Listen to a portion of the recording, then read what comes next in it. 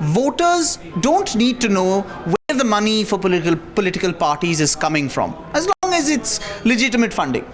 This is what has been spoken by the Attorney General of India, K.K. Venugopal, in the Supreme Court, telling them that voters don't have a right to know where their candidates who they're voting for, where the parties they're thinking of voting for and who are ruling them, where they're getting their money from. Is this something that we as the voters of India can genuinely accept?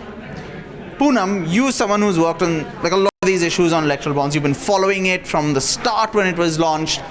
Is this something you're comfortable with, for the Attorney General of India to get up in court and say this? Well, we live in a democratic country where it is being told by the election commissioner, everybody, that there should be transparency in political donation, because it is important for the people to know where the money is coming, and moreover to stop illegal money which is seeping in the political systems. Hence, it is important for voters to know who are the political donors all are. But with electoral bonds, does it really happen? Well, that's the thing, right? Because at the end of the day, if a government's policy or a state, any party which is elected, their policy is going to be dictated by where their money is coming from. Like if a party is given lots and lots of money to prop it up by a particular corporate entity, which let's say is into defense contracts at this point of time, what's going to happen? They will get some of those. You could see an effect on how the defense contracts are given. Maybe suddenly the public company, with the government company which does this, is not going to get stuff. If it's a mining project, if it's a company which does a lot of mining stuff, are we really sure that they're not going to be getting that? That's the point. That's why you need to know where the money is coming from. Electoral bonds was this shiny new scheme which was brought in 2017, the Finance Act 2017, saying, look, this will solve it. This will, everything is going to be anonymous, but it's going to be done through a bank. Only the SBI will sell these bonds. They'll be sold at particular times. There's no name on it, no nothing. But it's all fine because, you know what, it's going to the court. Now, electoral bonds have been sold since the beginning of last year. What exactly has been happening with these electoral bonds since, Poonam? Like, who's been getting the money? See, just to give a picture why this happened, why Venugopal said this in the Supreme Court, was the reason that there was a petition which was filed in the Supreme Court seeking stay on electoral bonds. They cited that it is very dangerous for democracy. Now, why it is dangerous for in a country like India? Electoral bonds was introduced with the intention that the donors will be kept anonymous. The government said since the donors are not comfortable being revealed in public domain, so we bring in this scheme. But actually, is it anonymous, or is government quietly doing secret policy policing on all the donors who are giving through electoral bonds? So Vakasha, let's first show people how the electoral bonds they actually look like.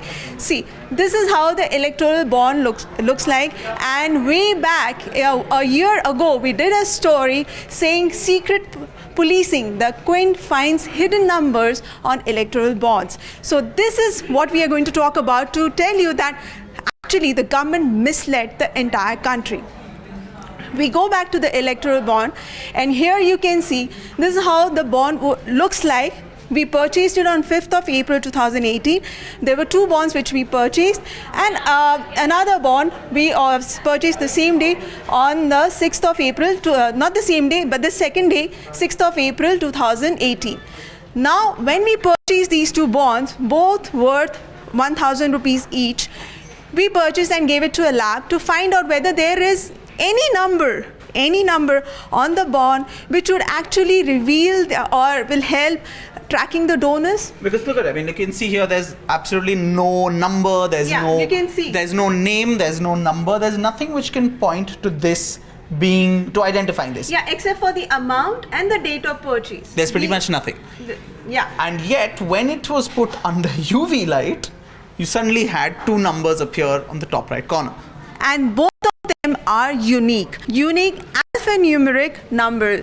As you can see, this one bond is of 01 ending with 01, and the other one was ending with 02. So clearly these hidden number actually help the government, the SBI, to follow the donors. So let's now ask, why is this a big deal, right? Because I think this has got a bit lost in everything. You know, we didn't see enough of traction on this, but this came up in a huge way in the Supreme Court. So now, as Poonam's already talked a little bit about, look, there's a petition saying electoral bonds aren't constitutional. That's something which is still going on. It's not yet been decided. But today, the Supreme Court did pass an interim order in that case. And this interim order was passed because the petitioners, who include NGOs, political parties, have said, look, this electoral bond scheme, it's not only not transparent, it's also benefiting one particular political party. So in the interests of fairness, in the interests of transparency, stay the electoral bond scheme while the elections are going on. Because in fact, there's a special 30-day period been given to selling these during the elections. And think about it this way.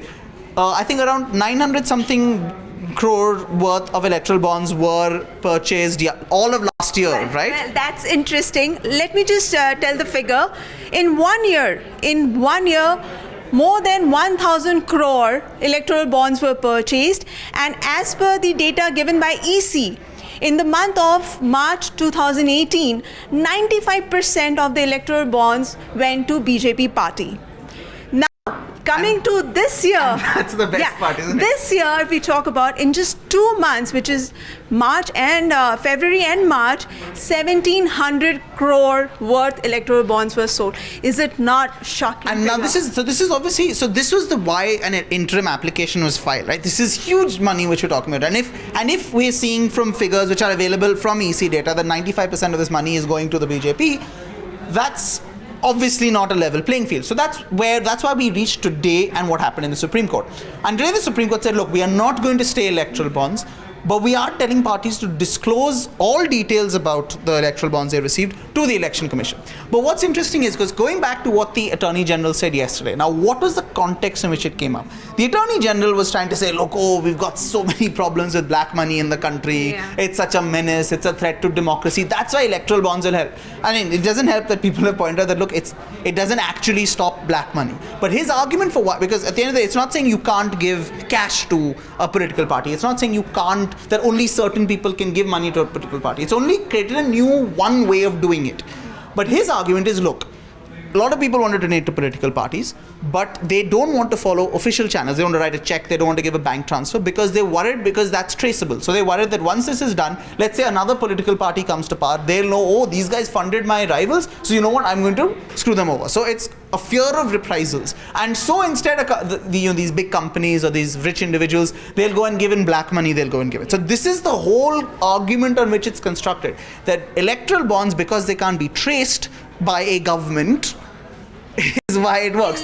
Yeah. And yet, at the end, that's a complete nonsense, because they can be traced. Yeah, so now what the Supreme Court has told political parties to do, now they have been asked to name the donors, all details of the donors, and give it to the Election Commission. So will that help? Well, that's the problem. Like they've said, give all the details to the Election Commission by 30th May 2019 in a sealed cover. And this is the return of the dreaded sealed cover, which we saw in the Rafale case, we saw in the Alok Verma case, where everything is just kept hush-hush and nobody really knows. So now if this information is given to the Election Commission in a sealed cover, the Election Commission will not be able to publish it. They publish all the other data on political funding. They can't do that now.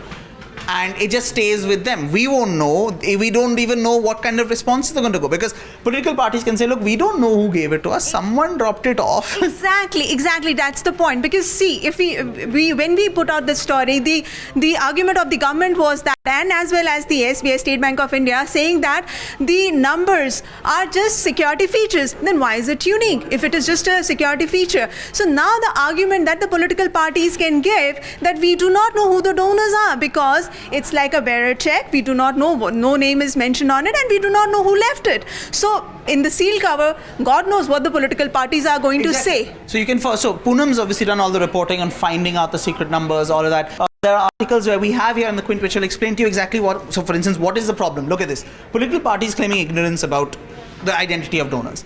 They will just say, a messenger dropped it, a courier dropped it, a kabutar dropped it on my balcony. What can you say, and what can the EC also say to them? There's nothing that can be done. And again, because it's sealed cover, we don't even know that they've said this. We don't know what the EC is going to say in response.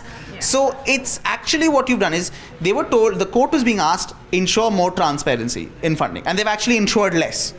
Because now, one thing is, some people might say, oh, look, you know what it is, and in some senses, yes, it's a step forward because there's a requirement now to disclose identity. Because actually, in fact, and a fascinating thing was revealed in court, that actually, in the middle of all these amendments which were made, which allowed the electoral bond scheme to come in, amendments to the Companies Act, to the Representation of People Act, yes, to all of these things, there was a thing where they basically have removed all the disclosure requirements. So earlier, companies had to say in their balance sheet who they were giving money to. Political parties had to say who they were getting money from. All of this has been removed. The cap, companies can only donate up 7.5% of their, of the amount of their profits. All that's gone. So it's all been changed. And in the middle of all these changes, many people didn't realize there was also a change where they said if a party is getting money from electoral bonds, they don't even have to say how much they've got to the Election Commission. And that's what, so Section 29C of the Representation of People Act is about disclosing this. And they've just sneakily added in this proviso saying, you know what? You don't have to worry about that. If it's money from electoral bonds, you don't have to put it. Funnily enough, the Election Commission. So the Election Commission, another reveal which Poonam showed last year, when the whole electoral bond scheme came out, the Election Commission actually was like, oh my God, this is terrible. And they pointed all the ways it's violating transparency and all of that. So Poonam, why don't you just sort of quickly so this is the letter which was written way back in 26th May 2017, even before electoral bonds were started being sold, because it started in January 2018. So in this particular letter, the Election Commission has clearly stated the danger of removing 29C of the representation of the people. So adding the proviso.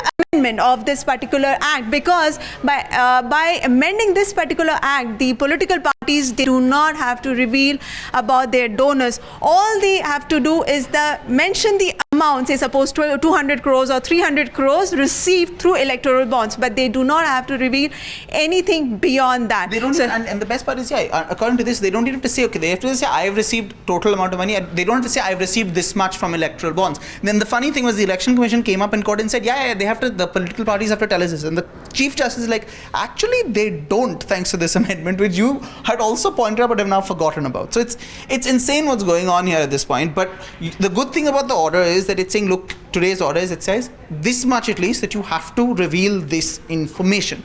But again, we come back to sealed cover, and we come back to the fact that political parties can just be like, and nothing will come on the website. Nobody would know who are these donors, and by the end of the May, elections would be over. Another thing, that for this election, the impact of this particular order would be almost nil, because already Lok Sabha elections have started. Just to point out one more important thing that happened in the court, the Attorney General pointed out that the money is going through white channel, as in through bank channel. Hence, he said that black money will not come into the picture. But let's also point out, in the EC's letter, the Election Commission has clearly stated that black money can be routed through shell companies. So very well, now we do not. It is very clear that black money can seep in through electoral bonds as well. Yeah, that's something that judges pointed out. So I mean, it's a little bit surprising that the order was not strong. I mean, the CJ has talked about how we can't afford to put unbalance the case and give do something in favor of one party.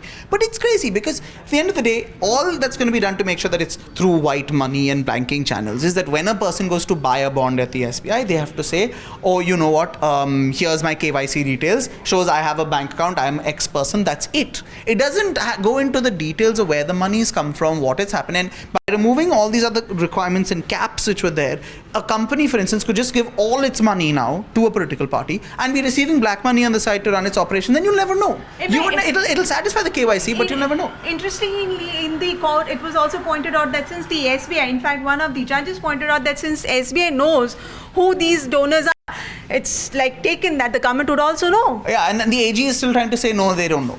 Exactly. It was crazy, because the AG made so many controversial arguments here. One, I mean, the most mind-blowing was the one which we started with. Voters don't have a right to know where the political funding is coming from. That was number one. This is just bizarre. And number two, people who are raising questions about this have a sinister purpose, is another thing. Sinister purpose, he says. And as proof of that, he says, look at this, they're saying 95% of money is going to one party. But as you can see from articles on the Quint, and by the way, not just on the Quint, elsewhere as well, the 95% figure comes from publicly available information. It was on EC's website. It's not our figure. We got it from EC. So we do not know why AG is saying so. So just to wind up here, like Kasha, that The question is that why government is so uncomfortable in revealing the names of the donors? I mean, that's the problematic part. Like, I think as citizens, we want to know. The government probably wants to keep it hidden because exactly why? Because, we'll be able to then say, oh, look, so the government's received X amount of money from this industrial house, and oh, look at that, the government's gone and given them a license where they probably really shouldn't have. Or, oh, look at that, that this law has suddenly been amended. Who is it benefiting? And is benefiting a company who's given it. That's what they don't want us to know. But the thing is, at some level, that's not even illegitimate necessarily, right? As long as they're not breaking the rules, they can do that. So the only reason really to be worried is if you're breaking the rules. If you're just giving stuff to a company which has also happened to donate to you, that's not illegal. That as long as you're not bending the rules. So a government which doesn't want that, you have to ask this question: why are you so worried? And the only reason I can think of is that, I mean, because they've tried to say black money. The anonymity part doesn't deal with black money. Exist at all. The black money argument doesn't stay. And what is the need? Why government is hiding the donors from public? This is one question on which we will leave now, because now the matter is going to come up in after May, after the elections are over. Let's hope that the Supreme Court comes out with a stronger judgment on electoral bonds.